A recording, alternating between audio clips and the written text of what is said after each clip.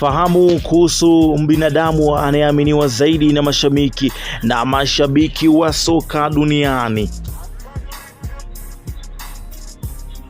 Mfahamu zaidi Fabrizio Romano, mwandishi wa habari za michezo anayeaminika zaidi duniani.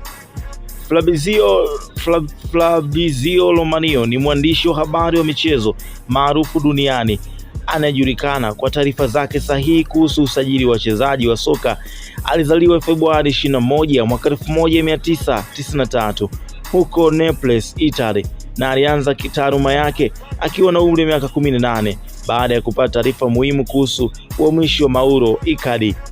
Akiwa na umri wa miaka 19 alijiunga na Sky Sport Italy, ambapo alianza kujenga mtandao mkubwa wa mawasiliano na vilabu, mawakala, makocha. Juhudi zake zimemfanya kuwa chanzo cha habari na kuweza kuaminika zaidi katika ulimwengu wa soka.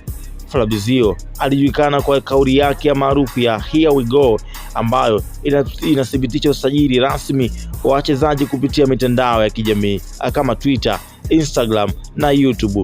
Amekuwa akiwapa mashabiki wa soka taarifa za haraka na sahihi. Mwaka 2022 alitajwa katika orodha ya Forbes 30 under 30, akithibitisha ushawishi wake mkubwa katika sekta ya habari na mchezo. Leo Fabrizio Romano ameendelea kuwa mwandishi wa habari za soka anayeaminika zaidi duniani, akiheshimika kwa uadilifu na weledi wake katika kuripoti habari za usajili wa wachezaji. Huenda huyu akawa ndiye mwandishi wa habari ambaye wanaume wanapenda soka wameamua kumwamini kuliko wanawake zao.